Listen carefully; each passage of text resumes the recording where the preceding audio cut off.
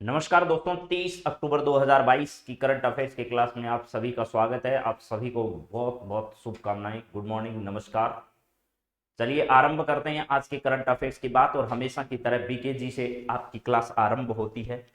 आज का बीकेजी क्या है जरा देखिएगा। आज का बीकेजी आपके सामने है, वो ये है कि भैया बीकेजी, और ये है बुरा वक्त एक ऐसी तिजोरी है जहां से सफलता के हथियार जो हैं वो क्या करते हैं, मिलते हैं।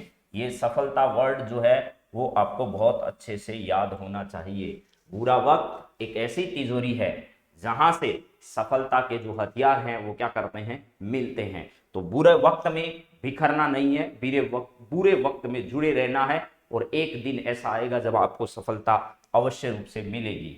तो चलिए आरंभ करते हैं मेरे दोस्तों 30 अक्टूबर 2022 के करंट अफेयर्स की जो महत्वपूर्ण जानकारियां रही है उन सभी को। सबसे पहले देखिएगा, आपके सामने पहला सवाल जो है वो क्या है। भारत और फ्रांस के बीच में संयुक्त युद्धाभ्यास जो ग्रुड 7 है, ये ग्रुड 7 का आगाज हाल ही में कहां से किया गया है, ये बताइए। तो याद रखिएगा, ग्रुड जो है, इस ग्रुड युद्धाभ्यास का आयोजन जो है वो भारत और किसके बीच में होता है, फ्रांस के बीच में। भारत और किस देश के बीच में होता है, भारत और फ्रांस के बीच में ग्रुड का आयोजन होता है। और ये इसका 7वां संस्करण है मेरे दोस्तों। 7वां क्या है, संस्करण है जो दोनों देशों के बीच में आयोजित हो रहा है। और इसका आयोजन इस बार जो है वो कहां हो रहा है, राजस्थान में आयोजित किया जा रहा है। इसका मतलब ये सवाल आपकी परीक्षा के लिए क्या बन चुका है, 5 स्टार बन चुका है। तो राजस्थान में कहां पर आयोजित हो रहा है उसको देखते हैं। महाजन फील्ड फायरिंग रेंज जो है, यहां पर क्या इसका आयोजन हो रहा है। क्या जोधपुर एयरबेस पर इसका आयोजन किया जा रहा है, या फिर सूरतगढ़ गंगानगर में आयोजित हो रहा है, या उत्तर तलाई बाड़मेर में आयोजित किया जा रहा है। तो महाजन फील्ड फायरिंग रेंज जो है यहां पर इसका आयोजन नहीं हो रहा है मेरे दोस्तों। ये कहां पर है, बीकानेर में है। कहां पर, बीकानेर में, जहां पर आपको पता है ओमान के साथ, ओमान और भारत के बीच में जो है वो अल नगाह अभ्यास आयोजित किया गया था। कौन सा, अल नगाह अभ्यास जो है वो किसके बीच में, भारत और ओमान के बीच में कहां पर आयोजित हुआ था, महाजन फील्ड फायरिंग रेंज बीकानेर में आयोजित किया गया था। इसका राइट आंसर जो है वो मेरे दोस्तों क्या है, ये है आपका जोधपुर में। जोधपुर जो है, इस एयरबेस पर भारत और फ्रांस के बीच में ग्रुड 7 युद्धाभ्यास का अभी हाल ही में आगाज किया गया है। उत्तर तलाई एयरबेस आपको पता होगा बाड़मेर में है मेरे दोस्तों। और इसके लिए क्या कर दिया गया है, ये है तो वायुसेना का, उत्तर तलाई एयरबेस जो है वो किसका, वायुसेना का। लेकिन इसे क्या कर दिया गया, सामान्य जो है, सामान्य उड़ानों के लिए भी क्या किया गया, पिछले दिनों रक्षा मंत्रालय द्वारा इसको मंजूरी प्रदान की गई थी। ये भी आपको ध्यान होगा। इसके अलावा इस क्षेत्र में एक हवाई पट्टी का भी बहुत अच्छी और क्वालिटी युक्त सीमा जो पाकिस्तान के साथ हमारी लगती है, उस पर एक अच्छी क्वालिटी की जो है वो यहाँ पर हवाई पट्टी का निर्माण भी उत्तर तलाई बाड़मेर में की गई थी। उसका परीक्षण भी किया गया था। रक्षा मंत्रालय और बड़े बड़े जो अधिकारीगण हैं वो सब इसके अंतर्गत आए थे यहाँ पर। तो भारत और फ्रांस के मध्य संयुक्त युद्धाभ्यास ग्रुड 7 का आगाज कहाँ किया गया है, तो जोधपुर एयरबेस से इसका आगाज किया गया है। ये आपको ध्यान रखना है। चलिए अगले सवाल की अगर बातचीत करें तो ये भी आप देखिएगा, विश्व की सबसे ऊंची शिव प्रतिमा का लोकार्पण जो है कहां किया गया, जिसे स्टेच्यू ऑफ बिलीफ के नाम से क्या किया जा रहा है, जाना जा रहा है।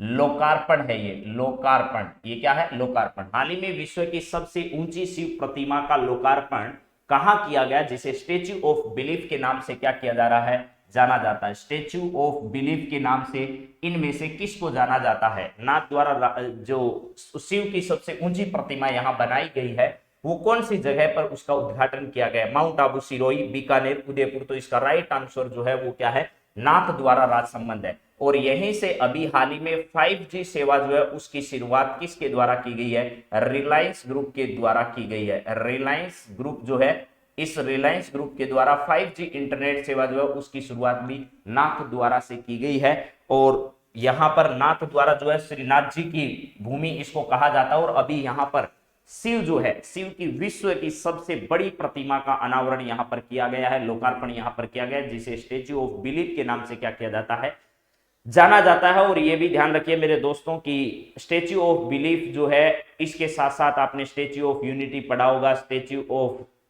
पीस पढ़ा होगा, स्टेच्यू ऑफ लिबर्टी पढ़ा होगा। ये सारे स्टेच्यू जो है वो भी आपको ध्यान रखने विश्व भर में कौन कौन सी जगह पर है, क्योंकि यहां से भी परीक्षा में सवाल कई बार बन जाते हैं। तो यहाँ पर विश्व की सबसे ऊंची शिव प्रतिमा अभी हाल ही में कहां पर बनाई गई है, तो नाथद्वारा में, और श्री राम कथा के साथ इसका आगाज किया जा रहा है। क्या किया जा रहा है, राम कथा जो है इसके साथ इसका आगाज किया जा रहा है। और जाने माने कथावाचक जो है वो मुरारी बापू और राजस्थान के मुरारी बापू जो है इनके नेतृत्व में यहाँ पर राम कथा से आगाज हुआ है। और राजस्थान के सीएम जो है वो इस कार्यक्रम में उपस्थित हुए थे।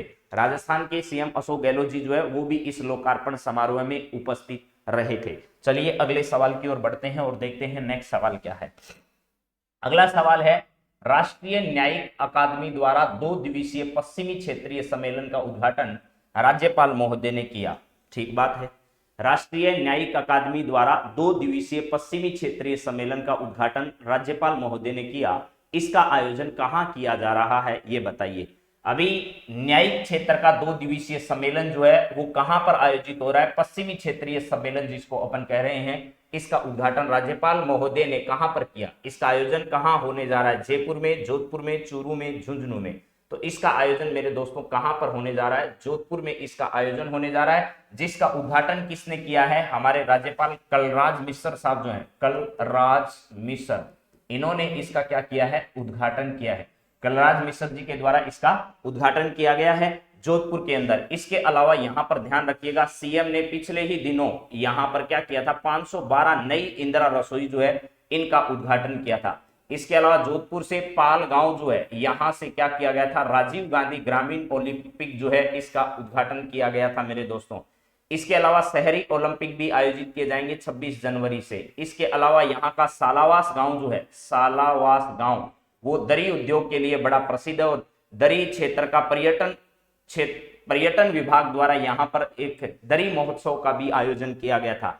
इसके अलावा यहाँ है सालवा कला गांव, सालवा कला गांव। ये सालवा कला गांव जो है वो वीर दुर्गादास राठौड़ का गांव है। यहाँ पर वीर दुर्गादास राठौड़ की प्रतिमा का अनावरण हमारे रक्षा मंत्री राजनाथ सिंह जी के द्वारा किया गया। और यहाँ पर जो है वीर दुर्गादास राठौड़ के जो पिता हैं, जो जसवंत सिंह के यहाँ मंत्री हुआ करते थे, उनकी जो छतरी है वो यहाँ पर क्या की गई है, बनाई गई है। छतरी जो है वो बनाई गई है किसकी, आसकरण जी जो है इनके पिताजी का नाम था। ठीक है, आसकरण जी किसके पिताजी का नाम था, तो आसकरण जो है वो पिताजी के नाम था। वीर दुर्गादास राठौड़ के पिताजी का नाम वीर दुर्गादास राठौड़, वीर दुर्गादास राठौड़ जो है, वीर दुर्गादास राठौड़ जो है इनके पिताजी का नाम क्या था, आस्करण जी, जो कि जसवंत सिंह जी के यहाँ मंत्री हुआ करते थे मेरे दोस्तों।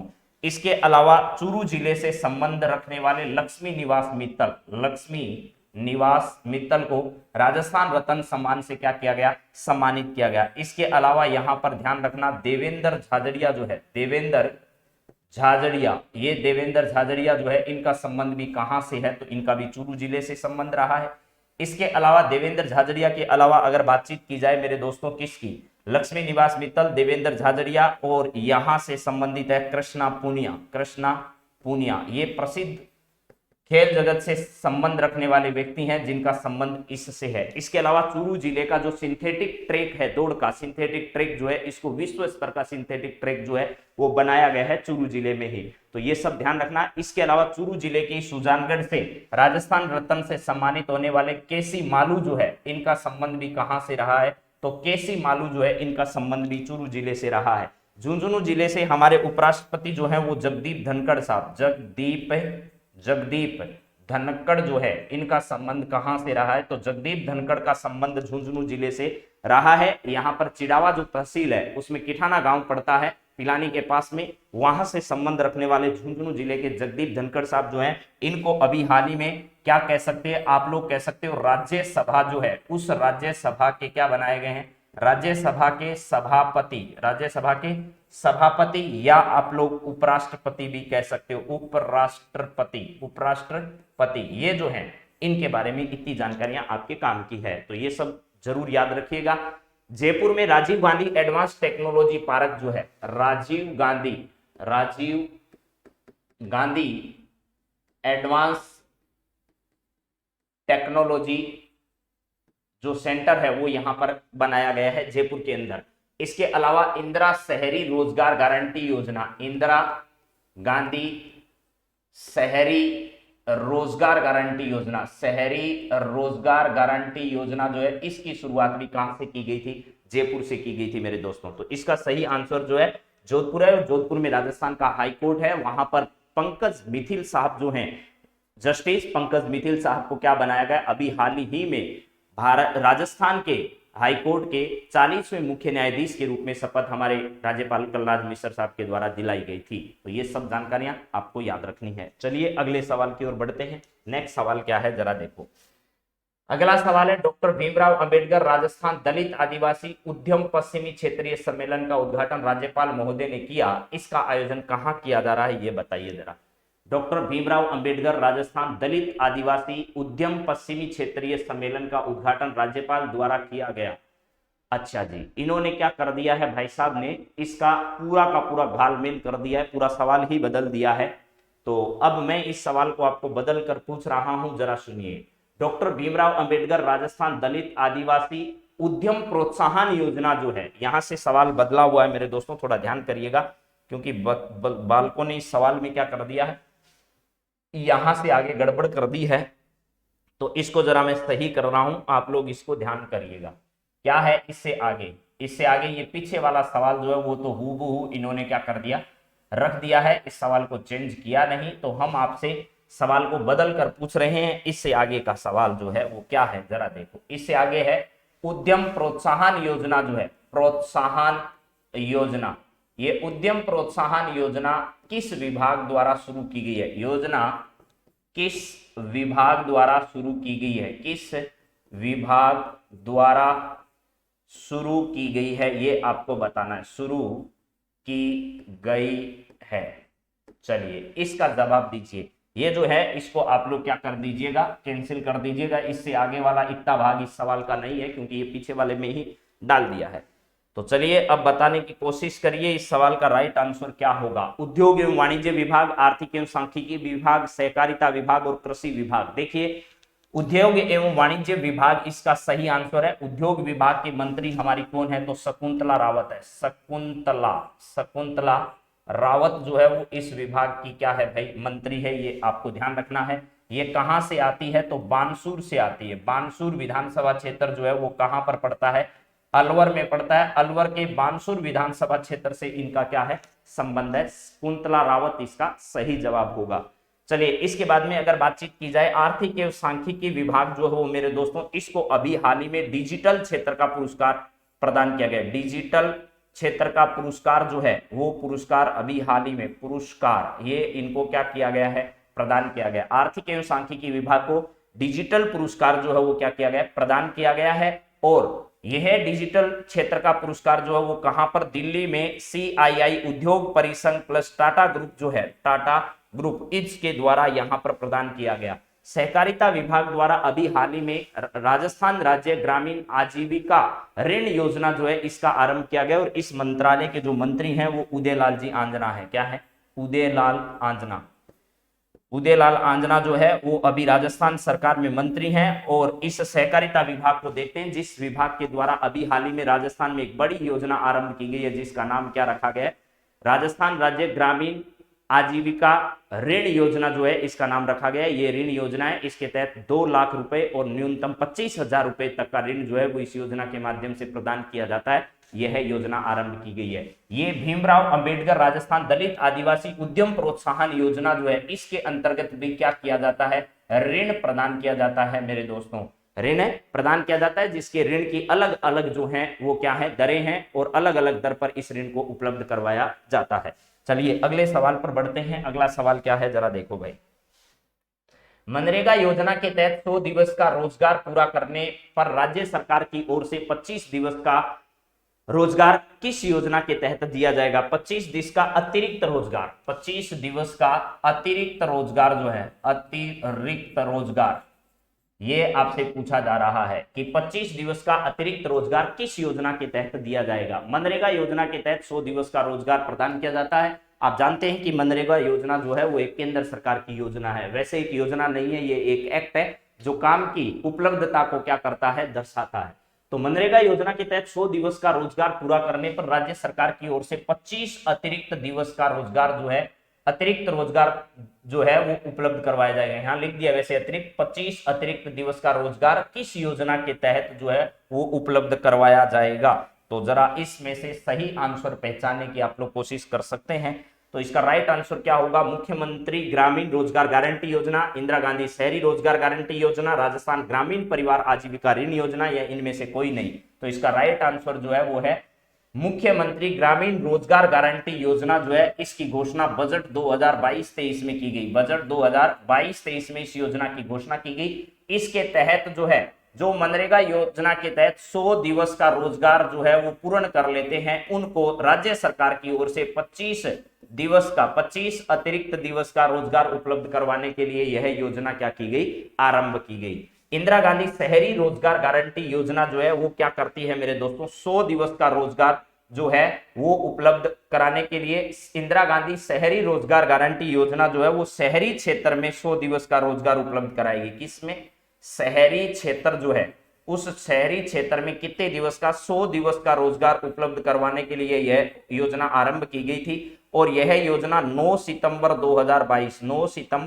2022 को आरंभ की गई थी। और कहां से आरंभ की गई थी? खानिया की बावड़ी जो जयपुर में है, वहां से इसको आरंभ किया गया था। और यह 800 करोड़ रुपए की योजना है। कितने करोड़ रुपए की है? 800 करोड़ रुपए की योजना है, जिसके तहत ये प्रदान किया जाता है। राजस्थान ग्रामीण परिवार आजीविका ऋण योजना जो है, यह सहकारिता विभाग की योजना है। सहकारिता, यह क्या है? सहकारिता विभाग जो है, इस सहकारिता विभाग की क्या है? योजना है। इस योजना में 2 लाख रुपए जो है वो न्यूनतम 2 लाख रुपए, अधिकतम 2 लाख रुपए और 25,000 रुपए न्यूनतम, 25,000 रुपए न्यूनतम जो है, इतनी राशि का ऋण इसके अंतर्गत क्या किया जाता है?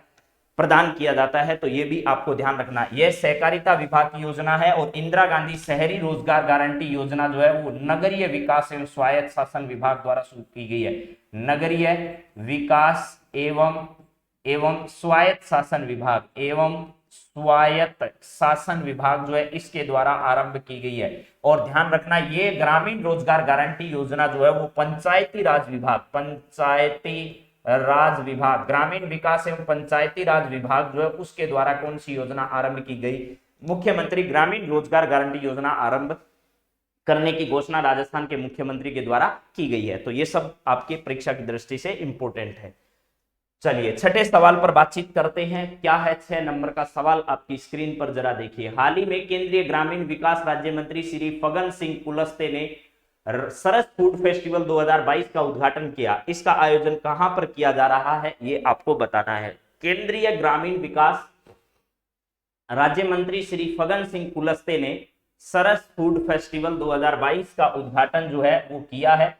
इसका आयोजन कहां पर किया जा रहा है? तो सरस फेस्टिवल 2022 का आयोजन अभी हाल ही में कहां पर किया जा रहा है? तो ध्यान रखना, दिल्ली में इसका आयोजन किया जा रहा है।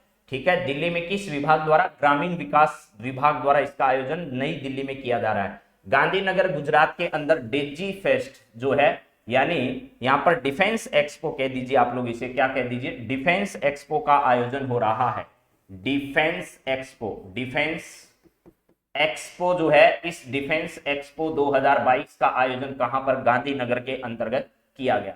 अभी आपको पता होगा गुजरात में जो है वो राष्ट्रीय खेल, 36वें राष्ट्रीय खेल जो है, राष्ट्रीय खेल, कौन से राष्ट्रीय खेल? 36वें। ये 36वें राष्ट्रीय खेल जो है, इनकी शुरुआत कहां पर की गई? ये 36वें खेल जो है वो आयोजित किए गए थे मेरे दोस्तों गुजरात के अंदर। ये भी आपको देख लेना है थोड़ा सा।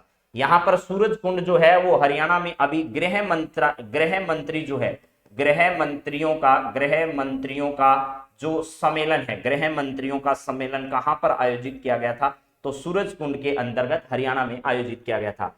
धर्मशाला जो हिमाचल प्रदेश में है, क्या है? धर्मशाला हिमाचल प्रदेश के अंतर्गत जो है, यहां पर क्या किया गया था?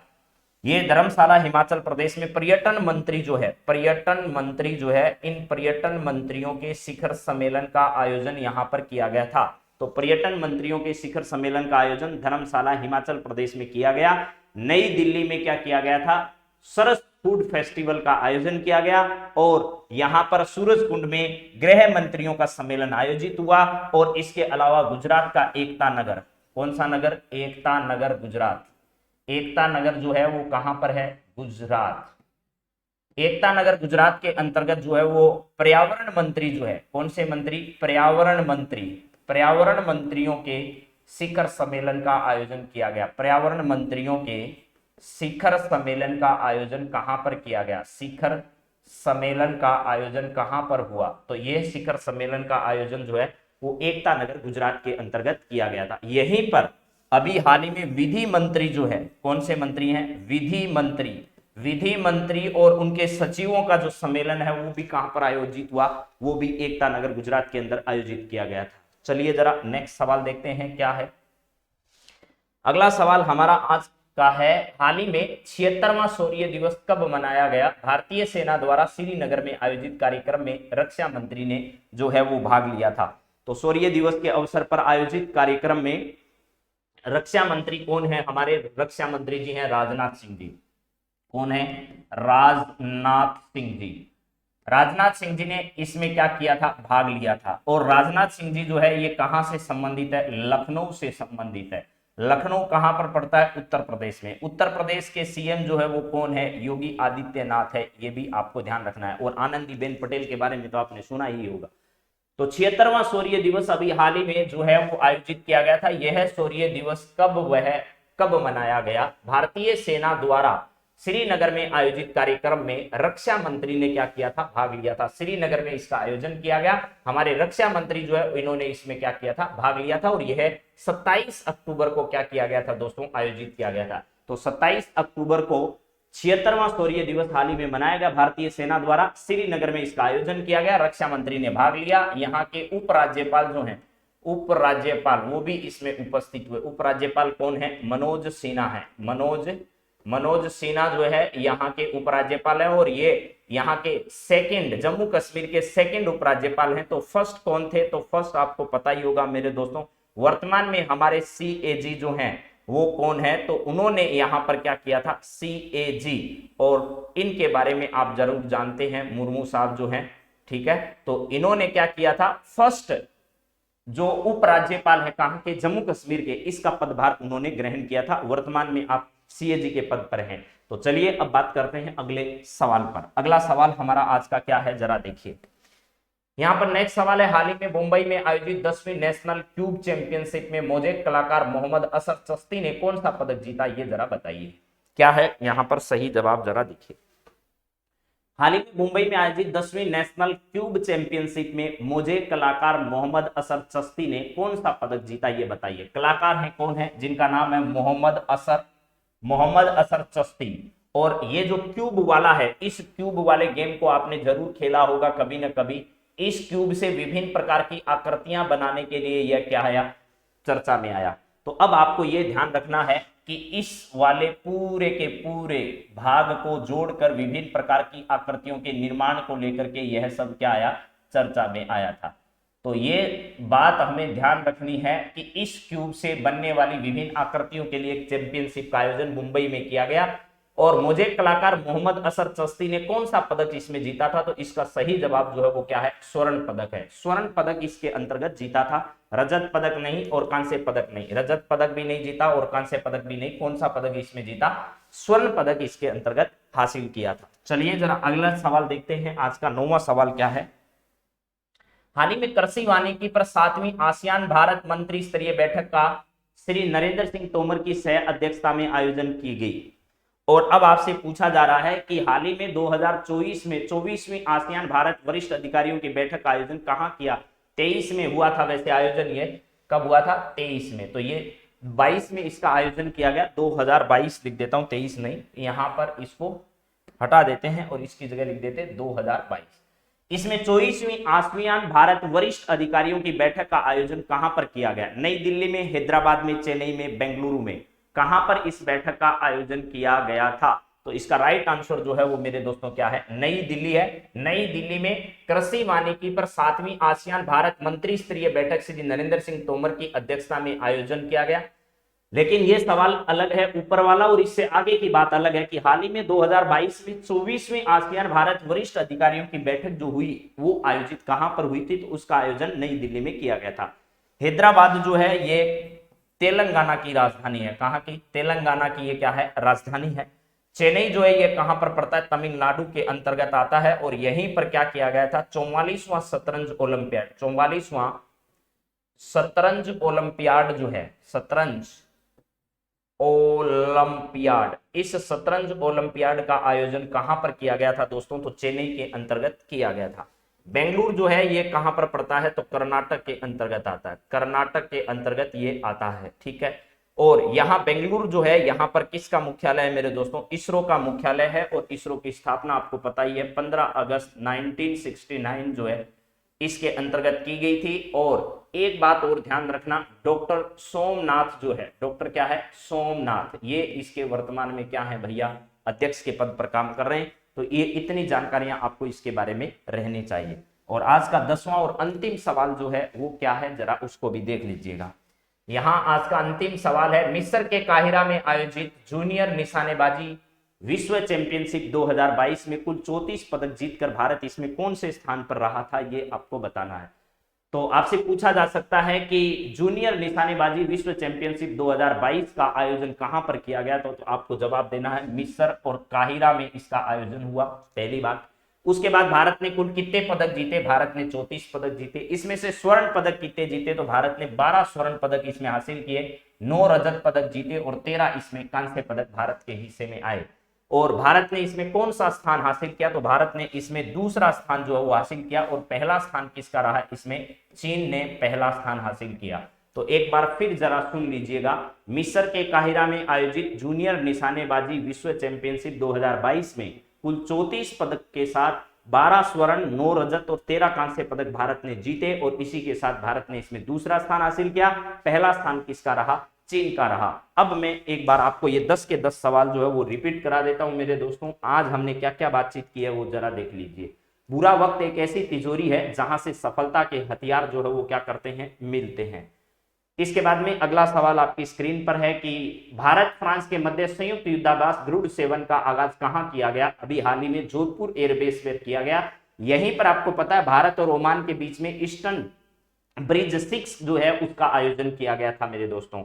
चलिए इसके बाद में अगली बातचीत की जाए तो हाल ही में विश्व की सबसे ऊंची शिव प्रतिमा जो है वो नाथ द्वारा राजसमंद में स्थापित की गई है और उसका लोकार्पण समारोह है। उस अवसर पर राम कथा का आयोजन भी किया जा रहा है और इसमें हमारे सीएम साहब जो है अशोक गहलोत जी, उन्होंने क्या किया था? भाग लिया था। इसके बाद में राष्ट्रीय न्यायिक अकादमी द्वारा 2 दिवसीय पश्चिमी क्षेत्रीय सम्मेलन का उद्घाटन राज्यपाल कलराज मिश्र महोदय के द्वारा किया गया। इसका आयोजन जो है वो जोधपुर में किया जा रहा है। इसके बाद में नेक्स्ट सवाल था, डॉक्टर भीमराव अंबेडकर राजस्थान दलित आदिवासी उद्यम प्रोत्साहन योजना जो है ये किस विभाग द्वारा शुरू की गई है? तो उद्योग एवं वाणिज्य विभाग द्वारा शुरू की गई, जिसमें SC ST समुदाय से जुड़े हुए लोगों को ऋण प्रदान किया जाएगा और वो भी उद्योग क्षेत्र में अपना बड़ा योगदान दे सके, इसके लिए इस योजना की शुरुआत की गई है।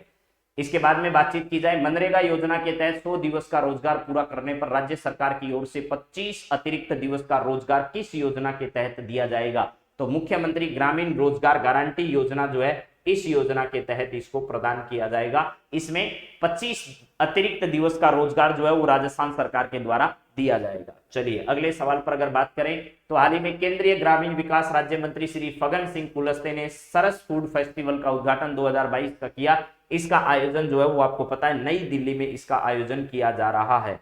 चलिए इसके बाद में अगला सवाल था, 76वां शौर्य दिवस हाल ही में कब मनाया गया? श्रीनगर में उसका कार्यक्रम आयोजित हुआ, रक्षा मंत्री ने भाग लिया, तो ये 27 अक्टूबर को मनाया गया। इसके बाद में अगला सवाल है, हाल ही में मुंबई में आयोजित 10वीं नेशनल क्यूब चैंपियनशिप मोजेक कलाकार मोहम्मद जो है असर चस्ती ने कौन से पदक को जीता? तो स्वर्ण पदक को जीता था। इसके बाद में हाल ही में कृषि वानिकी पर 7वीं आसियान भारत मंत्री स्तरीय बैठक श्री नरेंद्र सिंह तोमर की सह अध्यक्षता में आयोजित की गई। हाल ही में वर्ष 2022 में 24वीं आसियान भारत वरिष्ठ अधिकारियों की बैठक का आयोजन कहां पर किया गया? तो नई दिल्ली में इसका आयोजन किया गया। मिस्र के काहिरा में आयोजित जूनियर निशानेबाजी विश्व चैंपियनशिप 2022 में 34 पदक, 12 स्वर्ण, 9 रजत, 13 कांस्य पदक जीतकर कौन सा पदक हासिल किया? तो भारत ने इसमें कौन सा स्थान हासिल किया? तो भारत ने इसमें दूसरा स्थान हासिल किया और चीन इसमें पहले स्थान पर रहा था। तो ये तमाम जानकारियां जो है वो आपकी परीक्षा की दृष्टि से इंपॉर्टेंट हो सकती है, जिस पर हमने आज आपके सामने बातचीत की है। तो मित्रों आप सभी इन सभी सवालों को, तमाम सवालों को बहुत अच्छे से याद करिएगा, बहुत अच्छे से इनका अध्ययन करिएगा, बार बार इनको रिवाइज करिएगा। आज की क्लास का सबसे इंपॉर्टेंट जो सवाल 2 थे वो मैं आपके सामने एक बार वापस बोल रहा हूं। एक सवाल तो जोधपुर एयरबेस पर ग्रुड 7 अभ्यास जो भारत और फ्रांस के बीच में आयोजित किया जा रहा है, वह युद्धाभ्यास जो है वो आगामी भर्ती परीक्षाओं में निश्चित तौर पर पूछा जाएगा, उसमें कोई दो राय नहीं है। इसके बाद में अगला सवाल जो आज हमने बातचीत की है कि अतिरिक्त रोजगार जो है वो 25 दिवस का ग्रामीण क्षेत्रों में प्रदान किया जाएगा। मनरेगा योजना के तहत तो 100 दिवस का ही रोजगार दिया जाएगा, क्योंकि वो केंद्र सरकार की नेतृत्व में काम होता है। और उसके बाद अगर ग्रामीण रोजगार योजना जो है उसके तहत सरकार जो है वो 25 दिवस का अतिरिक्त रोजगार जो वो प्रदान करने वाली है, जो सफलतापूर्वक जो है वो 100 दिवस का रोजगार प्राप्त कर लेंगे। तो ये सब जानकारियां आपकी परीक्षा की दृष्टि से इंपॉर्टेंट है। तो आप सभी को आज के दिवस की बहुत बहुत शुभकामनाएं। आप सभी का दिन मंगलमय हो। Have a nice day. Thank you. जय हिंद, जय भारत।